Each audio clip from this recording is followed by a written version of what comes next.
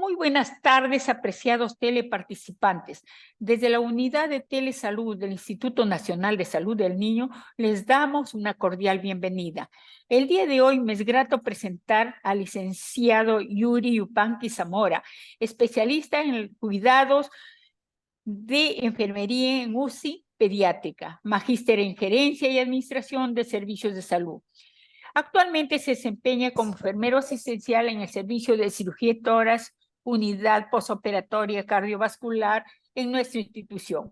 Él tratará un tema muy importante e interesante: cuidado de enfermería al paciente con drenaje torácico.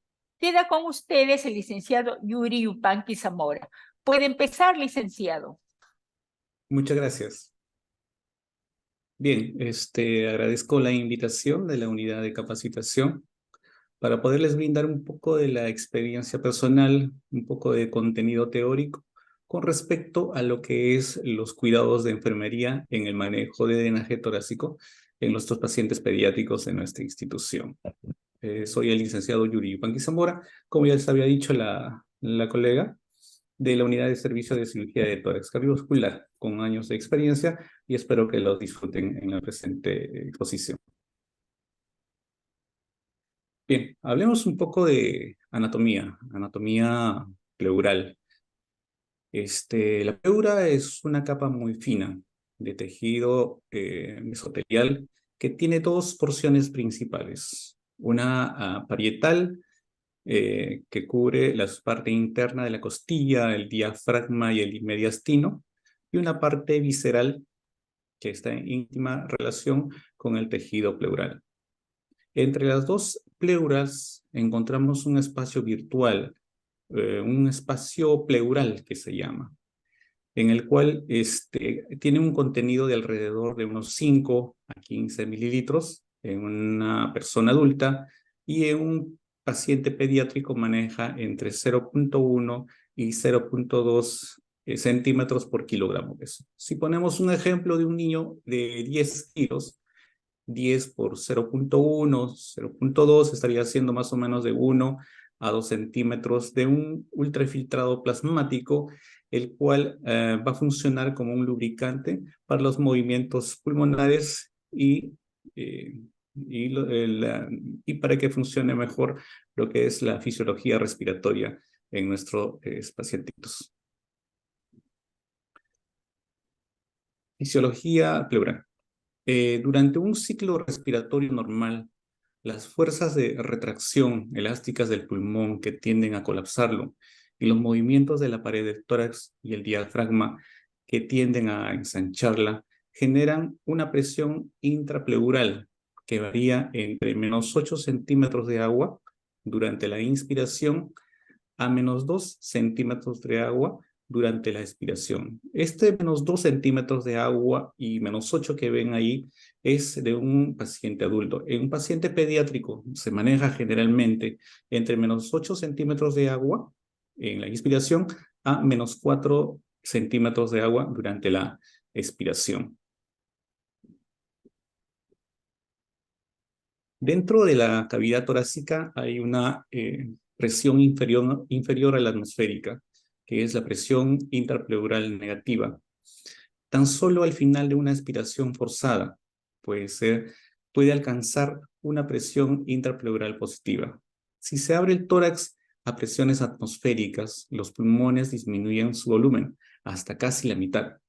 Por este motivo, cuando se coloca un drenaje torácico, debe tener una válvula para que mantenga una presión intrapleural negativa. En este caso puede ser las válvulas de Heimlich o las válvulas de sello de agua que se utilizan en los frascos de drenaje torácico y en los últimos sistemas de drenaje torácico húmedos o secos.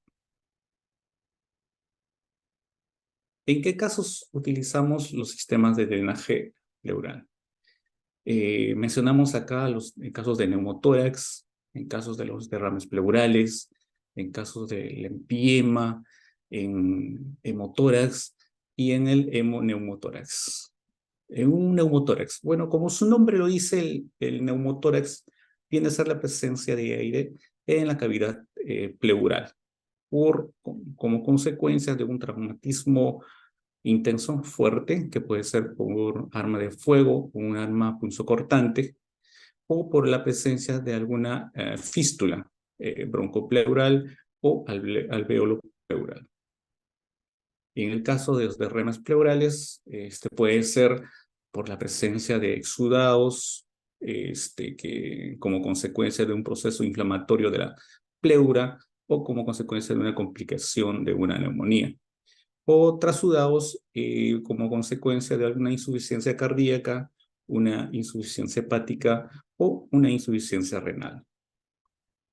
En casos de empiema, generalmente por la presencia de pus, también como consecuencia de una complicación de una neumonía que hizo un derrame pleural y provocó la presencia de un empiema. El hemotórax, como vemos en la parte inferior de una imagen, la presencia de sangre en la cavidad pleural, que también se relaciona con el hemotórax porque es como consecuencia de un traumatismo por arma de fuego o alguna arma punzocortante. Y luego tenemos el mixto, la combinación de un neumotórax con hemoneumotórax, que es el hemoneumotórax. Como ven en la imagen, en la parte inferior, es la parte del hemotórax y la parte media superior al neumotórax. Hablemos un poquito de historia sobre el uso del drenaje torácico.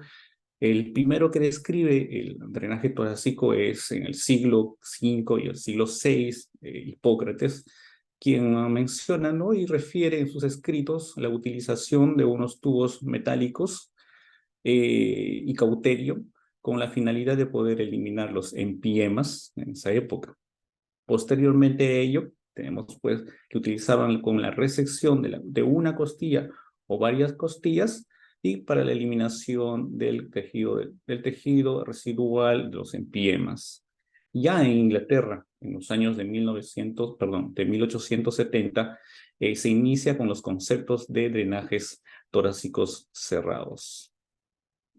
En el año de 1875, Playfair describió el drenaje de un empiema con un sistema conectado a una trampa de agua, que es lo que prácticamente actualmente se utiliza.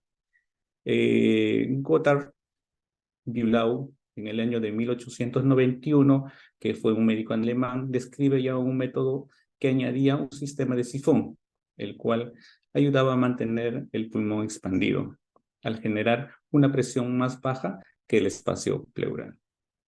Ya en los años de 1918 en los Estados Unidos se reportó una disminución de la mortalidad por derrame pleural de un 30% a un solamente 3% al cambiar el sistema abierto a un sistema cerrado.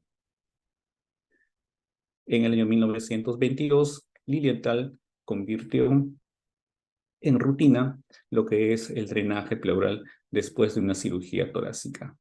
Y en el año 1952, Hop ya describe el sistema de drenaje de 3 frascos, pero añadido un sistema de succión, con lo cual se sentó las bases para el uso de los sistemas comerciales que actualmente se están utilizando en nuestro país y a nivel del mundo. Dicho esto, hablemos un poco de los equipos de drenaje torácico. El equipo de drenaje torácico consta de consta pues, de los tubos de catéteres torácicos y de los sistemas de drenaje torácico. Los tubos de drenaje torácico son los que están insertos dentro de la cavidad pleural. Estos son tubos torácicos estériles, flexibles, no trombogénicos, multifenestrado, quiere decir que en el extremo distal, tiene unos pequeños agujeritos que van a facilitar la eliminación tanto de aire como de líquido, que es resistente a las deformaciones y con marcas radiopacas, los cuales nos van a facilitar pues, la localización en caso de una placa de rayos X. El extremo distal puede ser rectos o curvos, la punta puede ser cónica, roma o piramidal, en función del modelo a utilizar. Presentan una escala de graduación destinada a la orientación y posición anatómica del drenaje dentro de la cavidad pleural. Tenemos acá unas medidas en el recién nacido, generalmente lo que es los 10 French a 12, los lactantes de 12 a 14 French, en los niños de 14 a los 16 French y en los adolescentes y adultos de 16 a 20 French, pero esto en realidad dependiendo de las habilidades y experiencia del médico cirujano torácico. ¿Qué es el sistema de drenaje torácico? Los sistemas es un sistema hermético unidireccional que mantiene uno o varios drenajes conectados a la pleura o mediastino que facilitan la eliminación y recolección de contenido de líquido o de gases. ¿Sí? Y tiene dos tipos. Tenemos los reutilizables y los desechables. Los reutilizables son los antiguos frascos de drenaje de vidrio. Se recordarán que tenían dos varillas de vidrio que estaban conectadas mediante un tapón de goma, que eran reutilizables, y los que actualmente se están utilizando son las desechables. Tenemos los drenajes torácicos simples, que tienen una cierta similitud a los frascos de drenaje antiguos, y las dos modernas que tenemos, la drenaje torácicos húmedos, los drenajes torácicos secos. Menciono acá dos modelos en el drenaje torácico húmedo, el Atrium y Biometrix. El Atrium, hasta hace unos años atrás estuvimos utilizando en esta institución, el Hospital del Niño Breña estuvo utilizando tanto el Atrium como y actualmente está utilizando el Biometrix. Luego tenemos el drenaje torácico secos, son un poco más caros que los drenajes torácicos húmedos, que los cuales no requieren de agua para regular la aspiración. Acá les menciono lo que son los frascos de drenaje. Estamos viendo dos modelos. El que ven a la parte media del dibujo es un frasco desechable de PVC, que la institución está utilizando actualmente. Y la parte alta de la derecha es un frasco de drenaje. Como ya les mencionaba, era un frasco de vidrio, el cual tenía dos varillas. Una varilla que estaba al medio atmosférico, más corta, y una larga, la que estaba conectada a la cavidad pleural. Pero tenía que estar sumergida a unos 2 centímetros del líquido que estaba en el frasco, que es el sello de agua, ¿no? Este sistema funciona mejor si solo se drena aire del espacio pleural. Sin embargo, si se drenan líquidos, este se sumará al que ya existe, de manera que aumentará su nivel. Por tanto, la profundidad del tubo de vidrio será mayor a los 2 centímetros. Al aumentar la profundidad del tubo, cada vez costará mucho más esfuerzo empujar el aire para que pase a través del tubo de vidrio por el mayor nivel del agua. Dentro de los drenajes torácicos húmedos, menciono dos drenajes, la Atrium, que les he dicho que hasta unos años habíamos utilizado, y la Biometrix, que es la imagen de la derecha. Los dos tienen similitud. Ven un recuadro de color verde en la parte derecha de las imágenes, que es la cámara de drenado, en donde se depositan los líquidos, los exudados, los trasudados, las secreciones quilosas y las secreciones quilosas. En la parte media vemos una línea de color naranja. Esa es la cámara de control, perdón, esa es la cámara de sello de agua, lo cual va a funcionar como una válvula de control para no permita el ingreso de aire a la cavidad pleural. Tenemos una parte horizontal, a ver, voy a tratar de indicarles, una parte horizontal en la cual nos facilita la visualización de presencia de burbujas y nos va a facilitar si es que hay alguna fuga de aire en toda la tubuladura o dentro de la cavidad pleural. Y la barrita vertical, el cual nos va a permitir valorar lo que es la presión pleural negativa en ese momento de nuestro paciente. Y tenemos con el cuadrado de color rojo, que es el control de succión, en caso sí que el paciente vaya a necesitar la utilización de una succión empotrada. ¿Cuál es el objetivo del uso del drenaje torácico? Tenemos evitar la entrada de aire atmosférico al espacio pleural, facilitar la eliminación de líquido, aire o sangre de esta cavidad, restablecer las presiones negativas del espacio pleural. Debemos promover la reexpansión del pulmón colapsado y mejorar la ventilación y la perfusión. Algunos diagnósticos de enfermería para nuestro caso. Dolor agudo relacionado con agente lesivo físico, riesgo de infección relacionado con procedimientos invasivos, deterioro de la integridad tisular relacionado con alteración de la turgencia de la piel, disconfort relacionado con el régimen terapéutico, alteración del bienestar relacionado con ambiente y personas desconocidas, deterioro de la deambulación relacionado con procedimientos quirúrgicos. Enmarco los 5 momentos para la higiene de manos antes de un procedimiento. Vemos que el 1 y el 2 son al antes, se relacionan directamente en el antes del procedimiento, y los de 3, 4 y 5 relacionados al después, después del contacto con el paciente, después de la manipulación de líquidos corporales y después de manipulación del entorno del paciente. ¿Qué cuidados debemos tener con el drenaje torácico? Con el paciente. Debemos valorar periódicamente los signos vitales, frecuencia cardíaca, frecuencia respiratoria, presión arterial.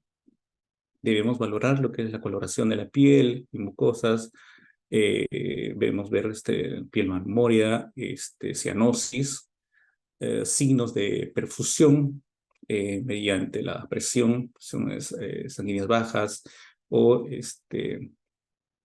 el llenado capilar menor a 2 segundos, la presencia de náuseas y vómitos, lo cual va a conllevar el aumento del dolor de nuestro paciente, valorar lo que es la disnea y la presencia de fiebre, que sería indicativo de una complicación.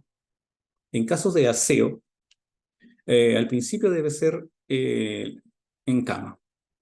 ¿Ya? Debemos atender las necesidades de movilización progresivo y precoz. Generalmente mantenemos a los pacientes todavía en cama a las 12 o 24 horas, dependiendo de la intensidad de dolor, y luego, como dice acá, tratamos de movilizarlos a los pacientes, pero siempre, ¿no? Como dice acá, progresivo y precoz. Luego, el cuidado con los tubos. Siempre, cada vez que realizamos el aseo de estos pacientes, debemos mantener el cuidado de toda la tubuladura de nuestro sistema de drenaje torácico y evitar que estos se desconecten.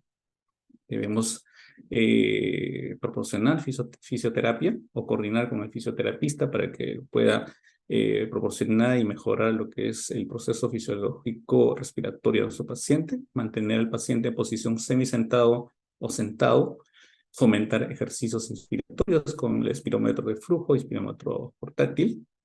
Son unos aparatitos con unas 3 bolitas que la intención es que se mantengan el mayor tiempo posible alto, ¿no? Y eso sería un indicativo de que nuestro paciente, que la capacidad pulmonar de nuestro paciente está ahí progresando adecuadamente. Bien, con nuestro equipo de drenaje torácico, el catéter torácico. Debemos observar que el catéter esté fija a la piel del paciente, verificar y controlar que no existan fugas de aire en las conexiones del catéter torácico. Los apósitos sobre los catéteres deben ser oclusivos, deben estar bien impregnados en la piel del paciente para evitar alguna fuga. Cuidado de la posición del catéter, siempre verificar que no estén acodados. Durante la colocación de la unidad o de la caja de drenaje torácico, debemos verificar que el sistema de drenaje esté siempre más abajo en relación al nivel del paciente. No debe estar a la altura del paciente, no debe estar por encima de la unidad del paciente, siempre tiene que estar por debajo para facilitar el normal funcionamiento de nuestro sistema. Asegurar que la tubuladura de drenaje esté siempre recto, sin acodaduras. evitar tirones que puedan conllevar a fallos en el sistema o salidas accidentales. Cambiar el equipo siempre que esté lleno o cuando se haya volcado, caído, ¿no? Y el débito esté presente en más de una cámara. Lo adecuado es que si esté lleno, tiene que cambiarse. Y si es que se ha volcado y hay diferencia de volúmenes en las cámaras del drenaje torácico, se tiene que cambiar porque nuestra intención y la función de nuestro drenaje es valorar lo que son las características, el volumen y la velocidad de drenado.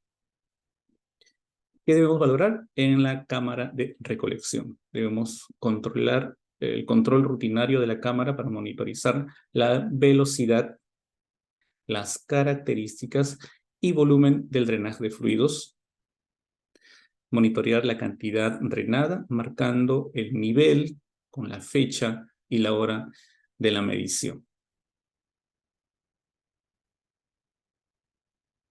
Con la cámara de sello de agua, se debe observar la presencia de oscilaciones o burbujeos. Una cuestión importante aquí. La presencia de burbujeos puede ser indicativo de fuga de aire en el trayecto de nuestro drenaje torácico, para ello debemos valorarlo. Si en caso eso está descartado, debemos ver la posibilidad de que sea o que exista ya una fístula broncopleural. En caso de las fístulas broncopleurales, por ejemplo, el burbujeo en la cámara de sello de agua son mucho más intensos, mientras que las fístulas alveolo-pleurales, el burbujeo son mínimos, son cortos, que generalmente en un lapso de 5 a 7 días estos se cierran espontáneamente. Pero en los casos de las fístulas broncopleurales, ellos sí necesitan entrar nuevamente a cirugía para su cierre. Luego tenemos la presencia de burbujeo intenso y continuo, es indicativo de fugas de aire en el sistema o de un neumotórax, como les había mencionado. Verificar que el nivel de líquido de la cámara de sello de agua se mantenga en la línea de llenado.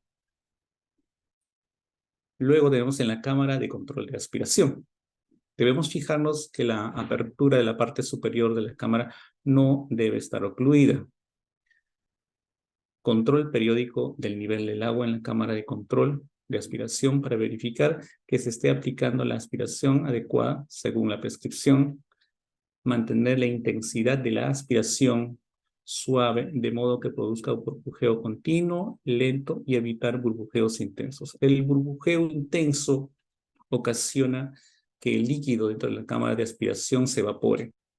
Si, por ejemplo, habíamos colocado líquido a los menos 20 centímetros de agua, un burbujeo intenso en tan solo 12 o 24 horas, eso ya no está marcando menos 20, debe estar marcando menos 16, menos 17 centímetros de agua. Y por ello debemos controlar periódicamente esto. Y si en caso ha disminuido el volumen de agua, hay que llenarlo y pues calibrar nuestro sistema de succión de la pared a un burbujeo lento, continuo, para evitar que se evapore muy rápido.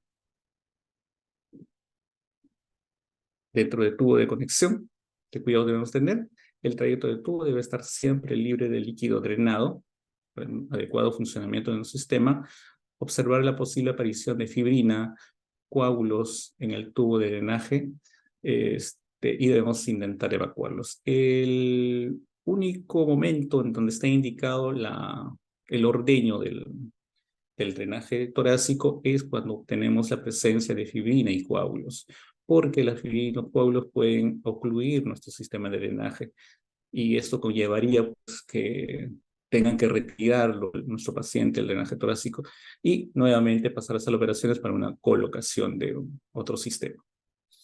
En caso que se necesite tener una muestra de líquido drenado, se debe sacar de la conexión más cercana posible al tubo de tórax.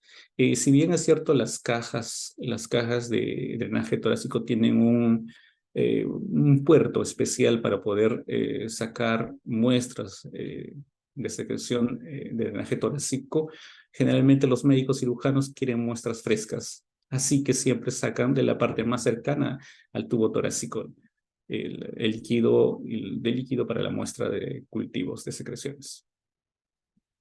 Debemos tener siempre a la mano dos pinzas. En caso si el paciente tenga doble drenaje torácico, debemos tener dos pinzas. O una, en caso que tuviera un solo drenaje torácico, según la necesidad. El pinzamiento de los tubos debe estar limitado a tres cosas, nada más. Cuando se cambia el sistema de drenaje torácico, para localizar alguna fuga aérea en nuestro trayecto de nuestro drenaje, o para valorar la retirada del tubo torácico. Nada más. Solamente estas tres condiciones son necesarias para el pinzamiento. En otros casos no es necesario pinzar el drenaje torácico.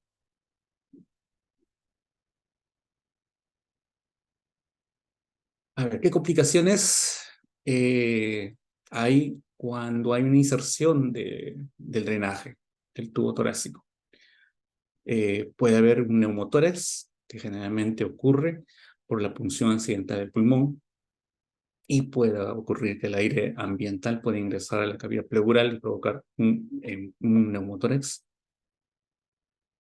Luego puede haber otra complicación como la hemorragia, si el contenido drenado es sangre rojo rutilante y pulsátil, es indicador de lesión de un gran vaso.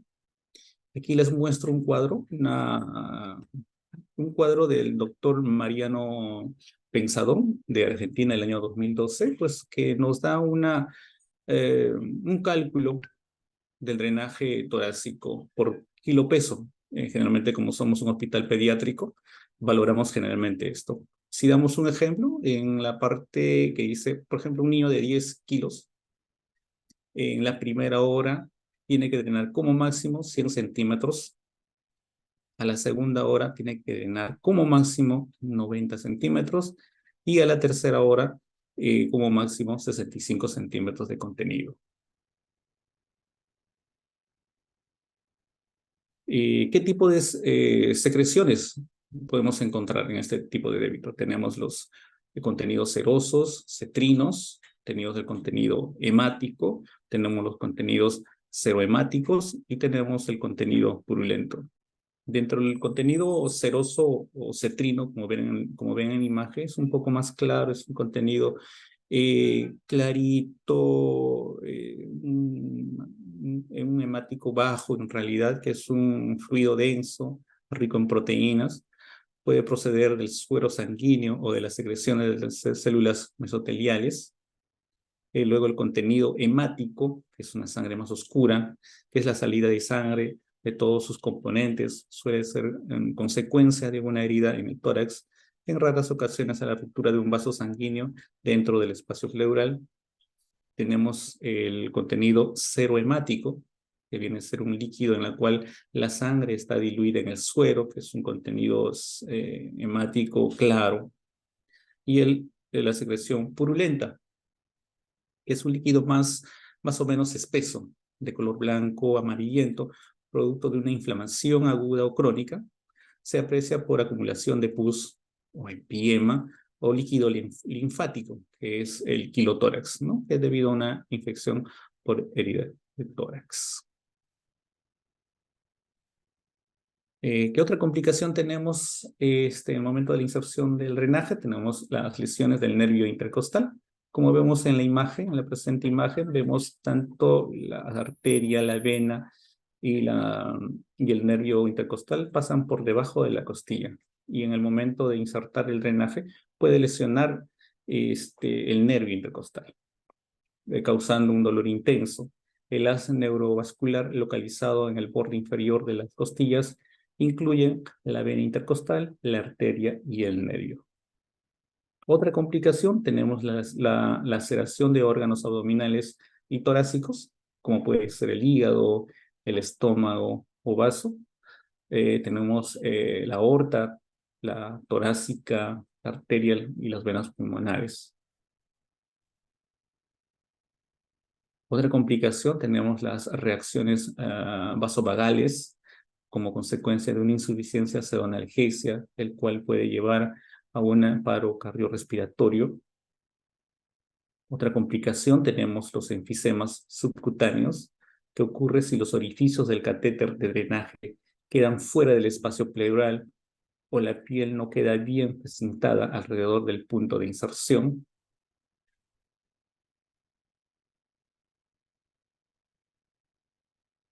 Tenemos otra complicación, tenemos el edema pulmonar ex vacuo, que es por una expansión muy rápida del pulmón. La extracción es grandes cantidades de volúmenes de derrame pleural o de líquidos o sangre en corto periodo de tiempo, por una alteración de la permeabilidad debido a los fenómenos de hiperflujo. Otra complicación tenemos el neumotórax a tensión, que es una complicación o es mucho más peligrosa que un neumotórax normal, por una fuga intensa y excesiva que no es liberada debido a un funcionamiento incorrecto o oclusivo de los sistemas. De tal forma, como ven en la imagen, de que tanto el pulmón y el corazón incluso son empujados hacia el lado contrario, ¿no?, de la cavidad torácica.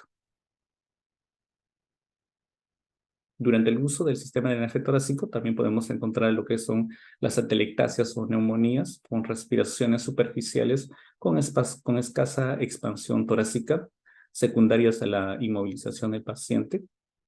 Y podemos tener también la presencia de infección en el punto de inserción por falta de asepsia o la permanencia excesiva de drenaje torácico. La presencia de empiema por la acumulación de pus en el espacio que se encuentra entre el pulmón y el interior de la pared torácica.